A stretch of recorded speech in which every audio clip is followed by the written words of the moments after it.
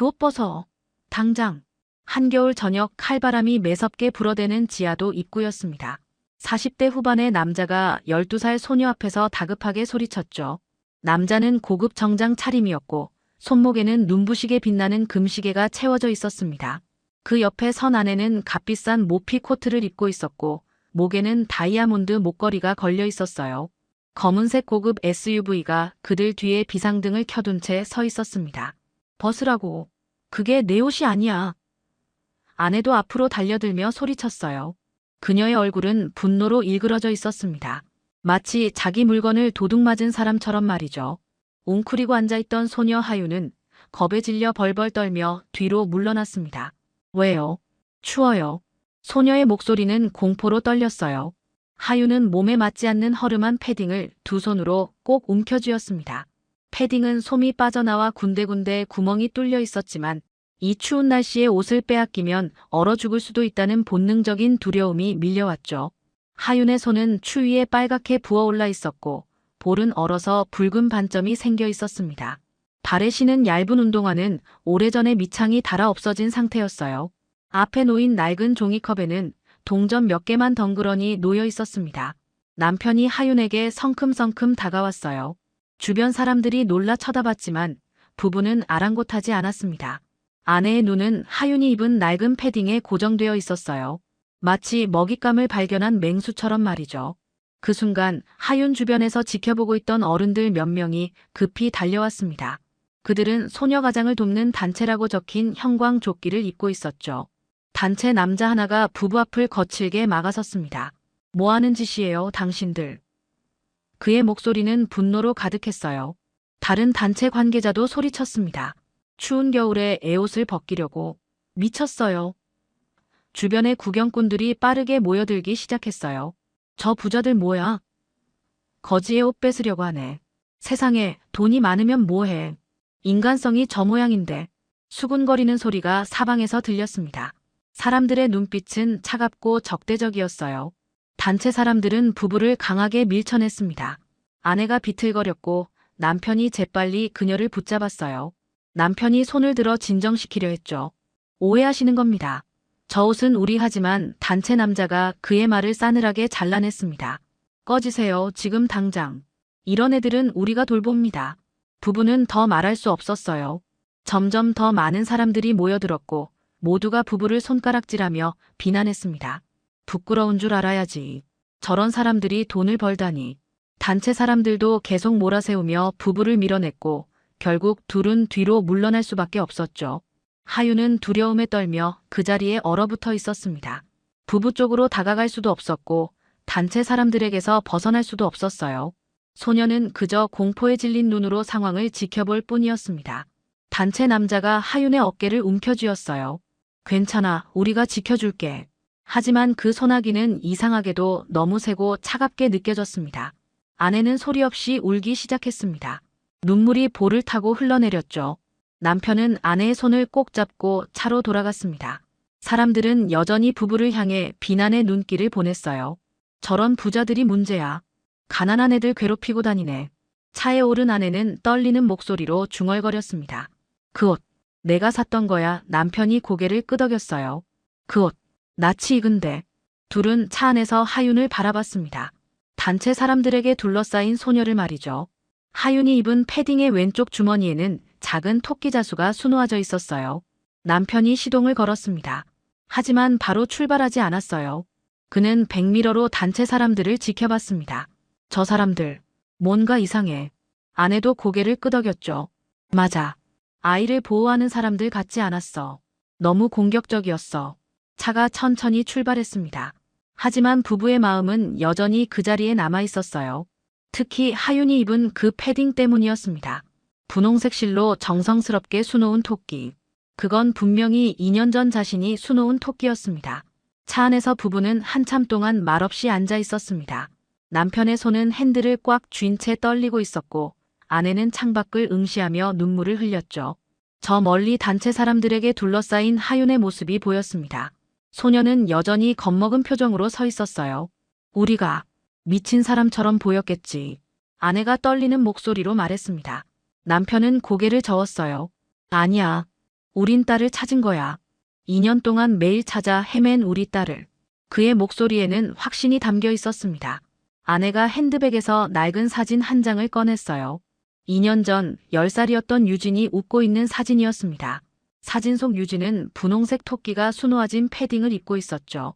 아내가 직접 밤새워 만든 옷이었습니다. 왼쪽 주머니에 작은 토끼를, 오른쪽 주머니에는 당근을 수놓았었어요.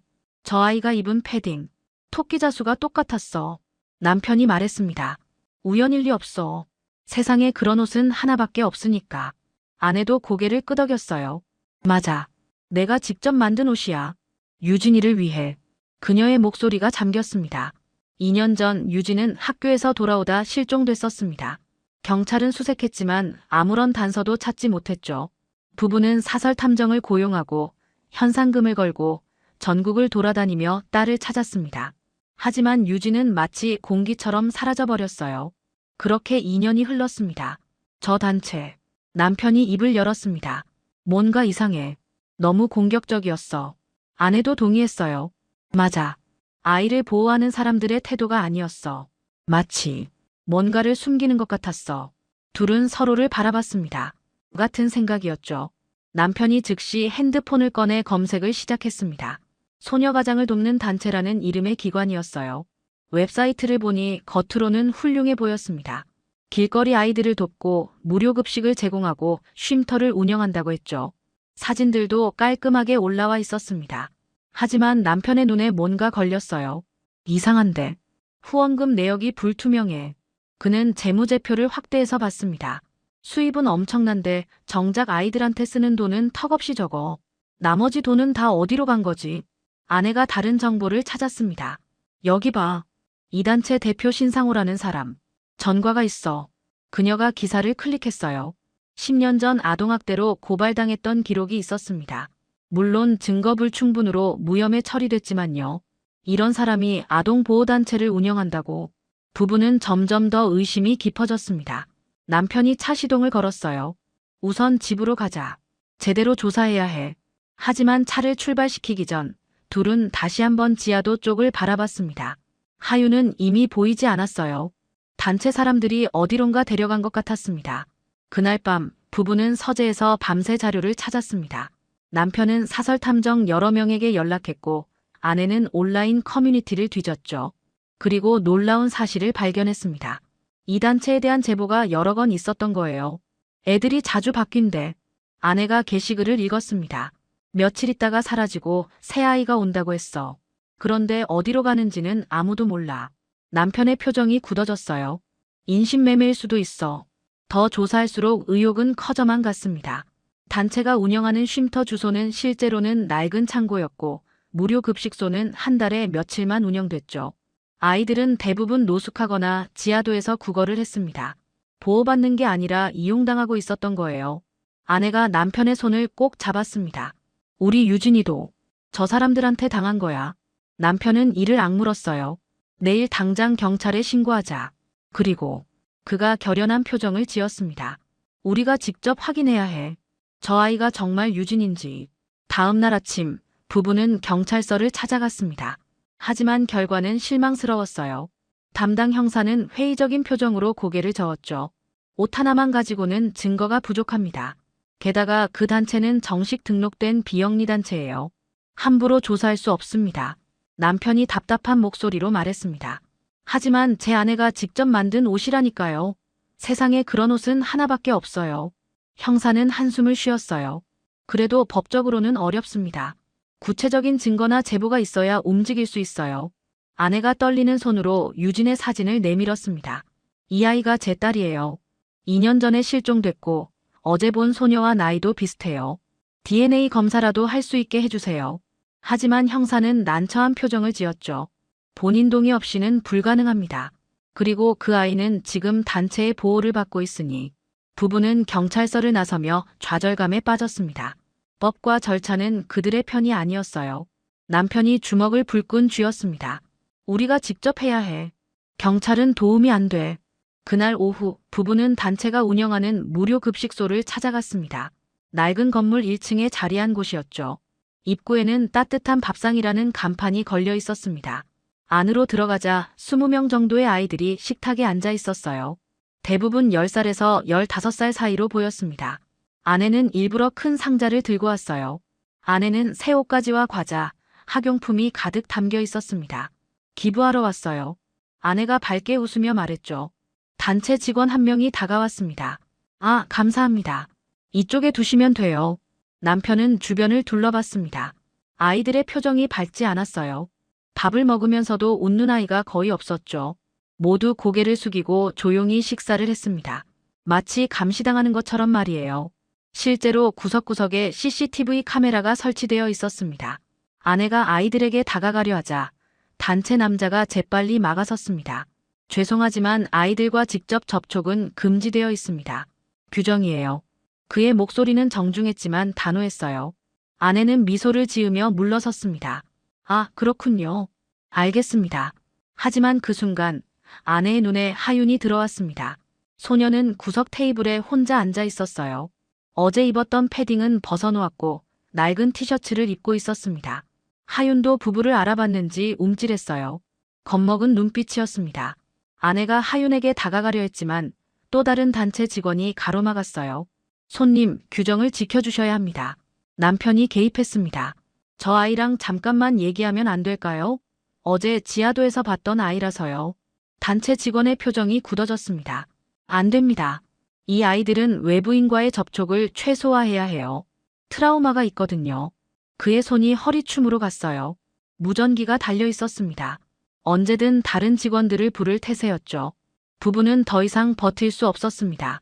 남편이 아내의 손을 잡았어요. 알겠습니다. 그럼 이만 가보겠습니다. 둘은 천천히 밖으로 나왔습니다. 하지만 나가면서 남편은 건물 구조를 머릿속에 그렸어요. 출입구, 창문, 비상구의 위치까지 모두 기억했습니다. 차에 탄 아내가 울음을 터뜨렸습니다. 저 아이, 유진이 맞아. 눈빛을 보니까 확신해. 우리 딸이야. 남편도 고개를 끄덕였어요. 나도 그렇게 생각해. 그런데 저 사람들, 뭔가 숨기고 있어. 아이들을 감시하고 통제하고 있어. 남편은 즉시 고용한 사설탐정에게 연락했습니다. 단체 관계자들을 미행해주세요. 특히 밤에 어디로 가는지 확인해야 합니다. 탐정은 알았다고 답했어요. 오늘 밤부터 시작하겠습니다. 그날 저녁 부부는 집에서 초조하게 기다렸습니다. 아내는 유진의 방을 정리하며 눈물을 흘렸어요. 2년 동안 그대로 보존해둔 방이었죠. 침대 위에는 유진이 좋아하던 인형들이 가지런히 놓여 있었습니다. 남편의 핸드폰이 울렸습니다. 탐정으로부터 온 전화였어요. 지금 단체 차량이 움직입니다. 아이들 5명을 태우고 어디론가 가고 있어요. 남편의 심장이 빨리 뛰기 시작했습니다. 따라가세요. 절대 놓치지 마세요. 부부도 급히 차에 올라탔습니다. 탐정이 보내준 위치를 따라 달렸죠. 시내를 벗어나 외곽으로 가고 있었습니다. 점점 인적이 드문 곳으로 향하고 있었어요. 어디로 가는 거지? 아내가 불안한 목소리로 물었습니다. 30분쯤 달렸을까요? 단체 차량은 낡은 공장지대에 멈춰 섰습니다. 탐정의 문자가 왔어요. 창고 같은 곳에 아이들을 내렸습니다. 들어가 보니 안에서 뭔가 작업을 시키는 것 같습니다. 부부의 차는 공장지대 입구에서 멈춰 섰습니다. 불이 꺼진 건물들 사이로 단체 차량의 테일램프가 희미하게 보였어요. 남편이 시동을 끄며 말했습니다. 여기서 기다려. 내가 먼저 확인하고 올게. 하지만 아내가 고개를 저었죠. 아니, 나도 갈 거야. 유진이가 저기 있을지도 몰라. 둘은 조심스럽게 차에서 내렸습니다. 차가운 겨울바람이 얼굴을 때렸어요. 멀리서 탐정이 손짓으로 신호를 보냈습니다. 부부는 어둠 속에서 몸을 낮추며 탐정에게 다가갔죠. 저기 보이세요? 탐정이 낡은 창고를 가리켰습니다. 아이들이 저 안에 있습니다. 창고는 2층짜리 건물이었어요. 벽은 녹슬었고 페인트가 벗겨져 있었습니다. 하지만 창문마다 불빛이 새어나오고 있었죠. 부부는 창고 옆으로 조심스럽게 다가갔습니다. 깨진 창문 틈으로 안을 들여다봤어요. 그 순간 아내가 입을 손으로 막았습니다. 안에는 10명이 넘는 아이들이 긴 작업대 앞에 앉아 있었어요. 모두 작은 부품들을 조립하고 있었습니다. 플라스틱 장난감 부품처럼 보였죠. 아이들의 손은 빠르게 움직였지만 얼굴에는 생기가 없었습니다. 단체 남자 2명이 아이들 사이를 오가며 감시하고 있었어요. 한 남자가 느리게 작업하는 아이의 머리를 때렸습니다. 빨리 해. 오늘 할당량 못 채우면 저녁 없어. 아이는 움찔하며 더 빠르게 손을 움직였어요. 남편의 주먹이 떨렸습니다. 저건 아동 노동 착취야. 아내는 눈물을 흘리며 하윤을 찾았어요. 그리고 구석에서 발견했습니다. 하윤은 다른 아이들보다 작은 몸으로 부품을 나르고 있었죠. 무거운 상자를 들고 비틀거렸습니다. 유진이. 아내가 떨리는 목소리로 중얼거렸습니다. 남편이 아내의 어깨를 붙잡았어요. 지금은 참아. 증거를 확보해야 해.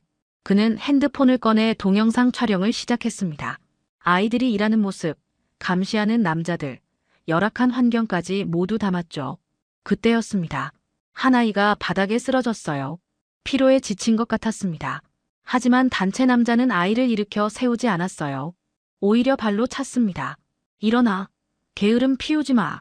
아이는 울면서 다시 일어났죠. 아내가 참지 못하고 앞으로 나가려 했습니다. 하지만 남편과 탐정이 재빨리 붙잡았어요. 안 돼요. 지금 들어가면 증거를 없앨 겁니다. 경찰이 와야 해요. 탐정이 급히 말했습니다. 남편이 바로 경찰에 신고 전화를 걸었습니다. 아동 학대 현장입니다. 지금 당장 오셔야 해요. 주소를 알려주고 촬영한 영상도 전송했죠. 경찰은 10분 안에 도착하겠다고 했습니다. 하지만 그 10분이 영원처럼 느껴졌어요. 부부는 창문 밖에서 지켜볼 수밖에 없었습니다. 하윤은 계속 무거운 짐을 날랐어요. 작은 어깨가 축 처져 있었고 얼굴에는 땀이 흘렀습니다. 드디어 멀리서 사이렌 소리가 들렸습니다. 경찰차 서너 대가 불을 켜고 달려왔어요. 창고 안에 단체 남자들이 소리를 듣고 당황하기 시작했습니다. 뭐야? 경찰이 왜 와? 그들은 급히 아이들을 뒤쪽 출구로 빼내려 했어요.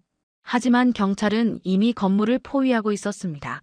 탐정이 미리 뒤쪽 출구 위치를 알려줬던 거죠. 꼼짝 마. 경찰이다. 경찰들이 우르르 들이닥쳤습니다. 단체 남자들은 저항할 틈도 없이 체포됐어요. 부부도 창고 안으로 뛰어들어갔습니다. 아이들은 겁에 질려 한쪽 구석에 모여 있었어요. 아내는 눈물을 흘리며 하윤을 찾았습니다. 그리고 소녀 앞에 무릎을 꿇었죠. 괜찮아. 이제 괜찮아. 하윤은 부부를 보며 떨고 있었습니다. 믿어야 할지 말아야 할지 모르는 표정이었어요. 어제는 자신의 옷을 뺏으려던 사람들이었으니까요. 하지만 아내의 눈빛은 진심이었습니다. 거기에는 사랑과 안도, 그리고 미안함이 가득했어요. 경찰이 아이들을 안전한 곳으로 대피시켰습니다. 구급차도 도착해서 다친 아이들을 치료했죠. 남편은 경찰에게 촬영한 영상과 지난 며칠간 조사한 자료를 모두 넘겼습니다. 이 단체는 겉으로만 아이들을 돕는 척했어요. 실제로는 노동력으로 착취했습니다. 담당 형사가 자료를 검토하며 고개를 끄덕였습니다. 증거가 확실하네요. 압수수색 영장을 발부받아서 본부도 조사하겠습니다. 경찰은 즉시 움직였어요. 단체의 본부 사무실과 쉼터, 급식소까지 모두 수색했습니다. 그 결과는 충격적이었어요. 단체는 수년간 갈 곳 없는 아이들을 모아 불법 노동을 시켜왔습니다. 후원금은 대표와 간부들이 빼돌렸고 아이들에게는 최소한의 밥만 줬죠. 도망가려는 아이들은 때리고 협박했습니다. 심지어 일부 아이들은 다른 공장으로 팔려가기도 했어요. 아내는 하윤 곁을 지켰습니다.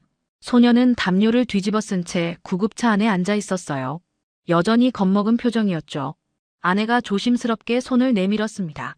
저기, 내 이름이 뭐니? 하윤은 작은 목소리로 대답했어요. 하윤이요. 아내가 미소를 지었습니다. 하윤아, 혹시 내가 태어난 곳이나 부모님에 대해 기억나는 게 있어? 하윤은 고개를 천천히 저었습니다. 아무것도 기억나지 않아요. 소녀의 목소리는 너무 작았어요. 마치 말하는 것조차 두려운 것처럼 말이죠. 아내의 가슴이 미어졌습니다. 언제부터 저 사람들이랑 있었어? 하윤이 생각하듯 눈을 감았어요. 잘 모르겠어요. 오래된 것 같아요. 제가 아주 어렸을 때부터요. 소녀의 눈가에 눈물이 맺혔습니다. 처음에는 착한 아저씨인 줄 알았어요. 밥도 주고 잘 곳도 준다고 했거든요. 그런데 아내가 조심스럽게 물었습니다. 하윤이 떨리는 목소리로 말을 이었어요. 일을 시켰어요. 처음엔 쉬운 일이었는데 점점 힘들어졌어요. 안 하면 맞고 밥도 못 먹었어요. 도망가려고 하면. 소녀는 말을 잇지 못했습니다. 남편이 다가와 앉았습니다. 이제 괜찮아. 저 사람들은 다시는 너한테 못 올 거야. 그의 목소리는 부드러웠지만 확고했어요. 하윤이 남편을 올려다봤습니다. 정말요? 남편이 고개를 끄덕였죠. 정말이야. 약속해. 경찰이 부부에게 다가왔습니다. 아이들을 임시보호시설로 보내야 합니다. 신원 확인이 끝날 때까지요. 아내가 다급하게 물었어요. DNA 검사는 언제 할 수 있나요? 이 아이가 제 딸일 수도 있어요. 형사가 서류를 확인했습니다. 실종 신고하신 따님 말씀이시죠? 내일 아침에 검사 일정을 잡겠습니다. 하지만 본인 동의가 필요합니다. 형사가 하윤을 바라봤어요. 하윤 양, DNA 검사를 해도 될까요? 혹시 부모님을 찾을 수 있을지 모르니까요. 하윤은 부부를 번갈아 쳐다봤습니다. 어제 자신의 옷을 뺏으려던 사람들이었어요. 무서웠습니다. 하지만 오늘은 달랐어요. 자신을 구해준 사람들이기도 했죠. 소녀는 천천히 고개를 끄덕였습니다. 네, 해볼게요. 다음 날 아침 병원 검사실에서 DNA 검사가 진행됐습니다. 간호사가 하윤의 입안에서 면봉으로 시료를 채취했어요. 부부도 같은 검사를 받았습니다. 결과는 일주일 정도 걸린다고 했죠. 그 일주일은 부부에게 가장 긴 시간이었습니다. 아내는 밤마다 유진의 방에 들어가 기도했어요. 제발, 우리 딸이게 해주세요. 남편도 잠을 제대로 이루지 못했습니다. 사무실에서도 계속 핸드폰만 들여다봤죠. 그 사이 경찰의 수사는 계속됐습니다. 단체 대표 신상호와 간부들은 모두 구속됐어요. 압수수색 결과 더 많은 증거가 나왔습니다. 아동 감금 장소, 불법 노동 기록, 협박 문자, 폭행 영상까지요. 심지어 일부 아이들을 해외로 팔아넘긴 정황도 포착됐습니다. 뉴스에서도 대서특필했습니다. 자선단체 가면 쓴 아동 착취 조직 적발 2년간 수십 명 아동 노동 착취 기자들이 부부를 인터뷰하려 했지만 둘은 모두 거절했어요. 지금은 그런 게 중요하지 않았습니다. 일주일 후 드디어 경찰서에서 연락이 왔습니다. 검사 결과가 나왔습니다. 방문해 주시겠습니까? 부부는 급히 차를 몰았어요. 심장이 터질 것처럼 뛰었습니다. 아내는 계속 기도했죠. 남편은 핸들을 꽉 쥐었습니다. 경찰서 회의실에서 형사가 그들을 기다리고 있었어요. 책상 위에는 검사 결과지가 놓여 있었습니다. 부부는 숨을 죽이고 앉았죠. 형사가 천천히 입을 열었습니다. 먼저 축하드립니다. 형사의 얼굴에 미소가 번졌어요. 하윤 양은 실종 신고하신 따님 유진 양이 맞습니다. DNA 일치율이 99.9%입니다. 그 순간 시간이 멈춘 것 같았습니다. 아내는 믿을 수 없다는 표정으로 형사를 바라봤어요. 남편도 입을 벌린 채 굳어 있었습니다. 그리고 이내 둘 다 눈물을 터뜨렸죠. 유진이, 우리 유진이. 아내가 흐느꼈습니다. 남편이 아내를 꼭 안았어요. 찾았어. 드디어 찾았어. 둘은 한참 동안 울었습니다. 2년 동안 참아왔던 눈물이 쏟아져 내렸죠. 형사가 조용히 기다려줬습니다. 그리고 부부가 진정하자 말했어요. 하윤 양, 아니 유진 양은 지금 아동보호센터에 있습니다. 만나러 가시겠습니까? 부부는 급히 고개를 끄덕였습니다. 네, 지금 당장요. 그들은 형사를 따라 아동보호센터로 향했어요. 차 안에서 아내는 계속 울었습니다. 기쁨의 눈물이었죠. 2년 만이야. 2년 만에 우리 딸을 다시 보는 거야. 보호센터에 도착했습니다. 상담사가 그들을 맞이했어요. 유진 양은 아직 상황을 잘 이해하지 못하고 있어요. 천천히 설명해 드렸지만 혼란스러워하고 있습니다. 상담사의 말에 아내가 고개를 끄덕였어요. 알아요. 당연히 그럴 거예요. 상담실 문이 열렸습니다. 하윤이, 아니 유진이 소파에 앉아 있었어요. 깨끗한 옷을 입고 머리도 단정하게 빗었습니다. 하지만 표정은 여전히 불안해 보였죠. 유진은 부부를 보자 몸을 움츠렸습니다. 여전히 두려움이 남아 있었어요. 아내는 천천히 다가가 유진 앞에 무릎을 꿇었습니다. 눈높이를 맞춰서 말이죠. 유진아. 아내의 목소리가 떨렸습니다. 우리가 내 엄마 아빠야. 유진은 고개를 갸웃했어요. 엄마, 아빠. 소녀는 그 단어가 낯선 듯 천천히 되뇌었습니다. 저한테 부모님이 있었어요? 그 말에 아내의 가슴이 찢어지는 것 같았어요. 딸이 자신들을 기억하지 못한다는 사실이 너무 아팠습니다. 남편이 옆에 앉으며 부드럽게 말했습니다. 그래, 너한테는 우리가 있어. 항상 있었어. 그는 핸드폰을 꺼내 사진들을 보여줬어요. 유진이 아기였을 때, 돌잔치 때, 유치원에 다닐 때, 초등학교 입학식 때의 사진들이었습니다. 유진은 사진을 보며 눈을 깜빡였어요. 이게 저예요? 남편이 고개를 끄덕였죠. 그래. 전부 내 모습이야. 너는 우리 딸이고 2년 전에 실종됐어. 우린 하루도 널 잊지 않고 찾아다녔어. 아내가 가방에서 작은 상자를 꺼냈습니다. 안에는 유진이 어릴 때 좋아하던 토끼 인형이 들어있었어요. 이거 기억나니? 내가 3살 때부터 제일 좋아하던 인형이야. 이름이 뭐였더라? 토리였지. 유진이 인형을 받아들었습니다. 낡고 색이 바랜 인형이었죠. 소녀는 인형을 가만히 쳐다봤어요. 뭔가 익숙한 느낌이 들었습니다. 하지만 명확한 기억은 떠오르지 않았어요. 잘 모르겠어요. 상담사가 개입했습니다. 유진 양은 어린 나이에 트라우마를 겪었어요. 방어 기제로 기억을 차단했을 가능성이 높습니다. 천천히 시간을 두고 회복해야 해요. 부부는 이해한다는 듯 고개를 끄덕였습니다. 아내가 유진의 손을 조심스럽게 잡았어요. 괜찮아. 기억 못해도 돼. 우리가 다시 추억을 만들면 되니까. 그녀의 손은 따뜻했습니다. 유진은 처음으로 조금 긴장이 풀리는 것을 느꼈어요. 남편이 물었습니다. 유진아, 우리랑 집에 갈 수 있겠니? 내 방도 그대로 있어. 내가 좋아하던 인형들도 책들도 다 있어. 유진은 망설였어요. 집이라는 개념 자체가 낯설었습니다. 2년 동안 그녀에게 집은 없었으니까요. 상담사가 설명했습니다. 법적으로 친자 관계가 확인됐으니 양육권은 부모님께 있습니다. 하지만 유진 양이 원하지 않으면 천천히 적응 기간을 가질 수도 있어요. 유진은 부부를 번갈아 봤습니다. 두 사람의 눈에는 간절함이 가득했어요. 정말 거기서 살아도 돼요? 유진이 작게 물었습니다. 아내가 눈물을 흘리며 고개를 끄덕였죠. 당연하지. 넌 원래 우리 딸이야.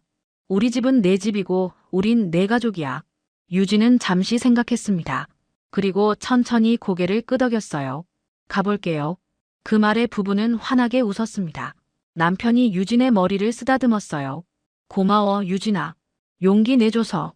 며칠의 적응 기간을 거쳐 드디어 유진은 부부의 집으로 가게 됐습니다. 차를 타고 가는 동안 유진은 창밖을 내다봤어요. 깨끗한 거리, 큰 건물들, 잘 꾸며진 정원들이 보였습니다. 모든 게 낯설었죠. 차가 고급 주택가에 들어섰습니다. 넓은 정원이 있는 2층 집 앞에서 멈춰 섰어요. 여기가 우리 집이야. 남편이 말했습니다. 유진은 입을 벌린 채 집을 바라봤어요. 너무 컸습니다. 이런 곳에서 자신이 살았다는 게 믿기지 않았죠. 현관문을 열자 따뜻한 공기가 흘러나왔습니다. 집안은 깔끔하고 아늑했어요. 거실에는 부드러운 소파가 있었고 벽에는 가족 사진들이 걸려 있었습니다. 유진이 어릴 때 찍은 사진들이었죠. 아내가 유진의 손을 잡고 2층으로 올라갔습니다. 내 방을 보여줄게. 복도 끝 방문을 열었어요. 분홍색과 흰색으로 꾸며진 방이었습니다. 침대 위에는 인형들이 가지런히 놓여 있었고 책장에는 동화책들이 꽂혀 있었죠. 유진은 천천히 방 안으로 들어갔습니다. 여기가 제 방이었어요? 아내가 고개를 끄덕였어요. 2년 동안 그대로 뒀어. 내가 돌아올 거라고 믿었거든. 책상 위에는 유진이 그렸던 그림들이 액자에 담겨 있었습니다. 가족이 손을 잡고 있는 그림이었어요. 엄마, 아빠, 그리고 작은 여자아이. 유진은 그림을 보며 뭔가 느껴졌어요. 가슴이 따뜻해지는 느낌이었습니다. 남편이 방문 앞에 서서 말했습니다. 천천히 둘러봐. 편하게 있어도 돼.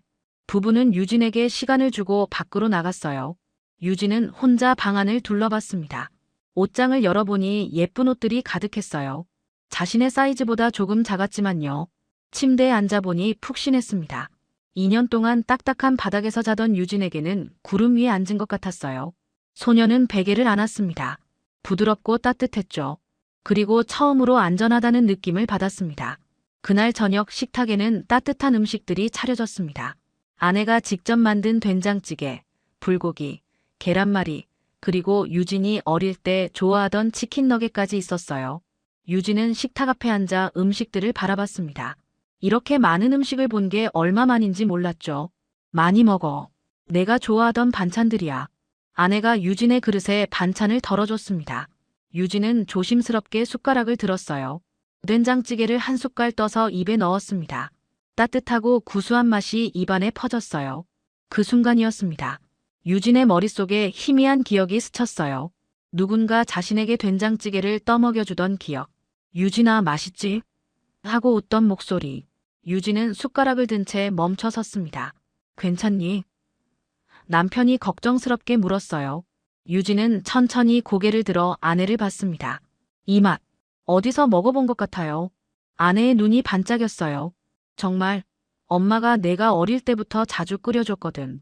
유진은 계속 먹었습니다. 불고기도 계란말이도 모두 익숙한 맛이었어요. 몸이 기억하고 있었습니다. 2년 동안 잊고 있었던 따뜻함이었죠. 소녀는 모르는 사이 눈가에 눈물이 고였습니다.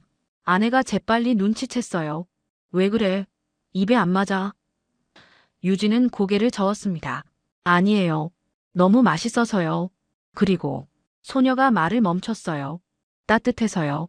그 말에 부부도 눈시울이 붉어졌습니다. 남편이 물 한 잔을 유진에게 건네며 말했어요. 앞으로는 매일 이렇게 먹을 수 있어. 우리랑 함께라면 말이야. 유진은 고개를 끄덕이며 물을 마셨습니다. 식사를 마친 후 아내가 유진을 욕실로 데려갔습니다. 따뜻한 물로 목욕하자. 오래 못했지? 욕조에 따뜻한 물이 가득 찼어요. 거품도 풍성하게 일었습니다. 유진은 물에 몸을 담갔어요. 따뜻함이 온몸을 감쌌습니다. 아내가 유진의 머리를 감겨줬습니다. 부드럽게 샴푸 거품을 내며 마사지했죠. 아프지 않니? 유진은 고개를 저었어요. 아니요. 좋아요. 2년 동안 제대로 씻지 못했던 소녀에게는 꿈 같은 시간이었습니다.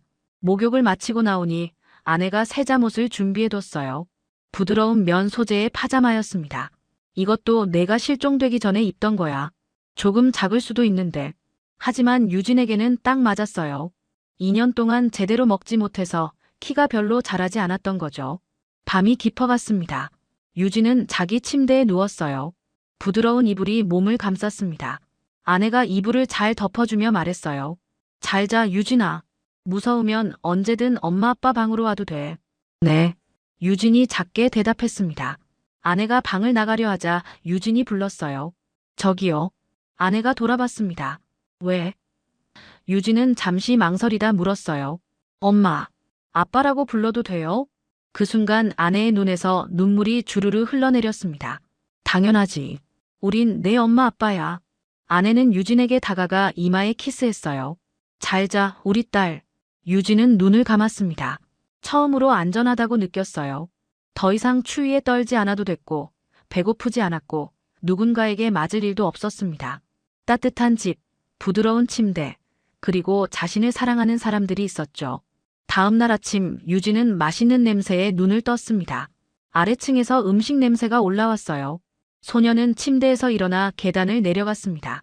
주방에서는 아내가 아침 식사를 준비하고 있었어요. 일어났구나. 잘 잤어? 아내가 환하게 웃으며 물었습니다. 유진은 고개를 끄덕였어요. 네, 엄마. 그 호칭에 아내는 또 눈시울이 붉어졌지만 이번에는 웃으며 참았습니다. 식탁에는 따뜻한 토스트, 스크램블 에그, 과일, 우유가 차려져 있었어요. 남편도 신문을 보다가 유진을 보고 웃었습니다. 잘 잤니, 딸? 유진이 수줍게 웃으며 대답했어요. 네, 아빠. 아침을 먹으며 남편이 말했습니다. 유진아, 학교에 다니고 싶니? 내 나이면 초등학교 6학년이어야 하는데. 유진은 잠시 생각했어요. 학교라는 곳도 낯설었지만 가보고 싶었습니다. 다니고 싶어요. 아내가 기뻐하며 말했습니다. 그래. 그럼 다음 주부터 전학 절차를 밟을게. 새 교복도 사고 학용품도 준비하자. 유진의 얼굴에 미소가 번졌어요. 처음으로 밝게 웃는 얼굴이었습니다. 그날 오후 경찰서에서 연락이 왔습니다. 단체 관련 재판 날짜가 잡혔다는 소식이었어요. 검찰은 대표 신상호와 간부들에게 아동학대, 불법 감금, 강제노동 등의 혐의로 중형을 구형할 예정이라고 했습니다. 유진이도 증인으로 출석해야 할까요? 남편이 물었어요. 형사는 잠시 생각하더니 대답했습니다. 필요하면 영상 증언으로 대체할 수 있습니다. 아이에게 트라우마를 줄 필요는 없으니까요. 몇 주가 흘렀습니다. 유진은 조금씩 새로운 삶에 적응해가고 있었어요. 학교도 다니기 시작했고 친구들도 사귀었습니다. 처음에는 낯설고 어색했지만 시간이 지날수록 웃음이 늘어갔죠. 밤에 악몽을 꾸는 일도 점점 줄어들었습니다. 재판날이 다가왔습니다. 부부는 유진을 집에 두고 법정에 출석했어요. 방청석은 기자들과 피해 아동 가족들로 가득 찼습니다. 피고인석에는 신상호와 단체 간부들이 앉아 있었죠. 그들은 고개를 푹 숙이고 있었습니다. 검사가 일어나 기소 내용을 낭독했습니다. 피고인들은 지난 5년간 소외계층 아동보호를 명목으로 단체를 운영하면서 실제로는 갈 곳 없는 아이들을 모아 불법 노동을 시켰습니다. 총 47명의 아동을 감금하고 학대했으며 일부는 해외로 인신매매한 정황도 있습니다. 증거 자료들이 제시됐어요. 부부가 촬영한 영상, 아이들의 진술서, 회계장부, 폭행 흔적 사진들이 하나씩 공개됐습니다. 방청석에서는 탄식 소리가 흘러나왔죠. 재판장의 표정도 굳어 있었습니다. 피해 아동들의 영상 증언이 이어졌습니다. 유진도 그중 한 명이었어요. 화면에 나타난 유진은 떨리는 목소리로 말했습니다. 저는 2년 동안 그곳에 있었어요. 밥도 제대로 못 먹었고 하루 종일 일만 했어요. 도망가려고 하면 맞았어요. 정말 무서웠어요. 방청석에 앉아있던 아내가 눈물을 닦았습니다. 남편이 그녀의 손을 꼭 잡았어요. 화면 속 유진은 계속 말했습니다.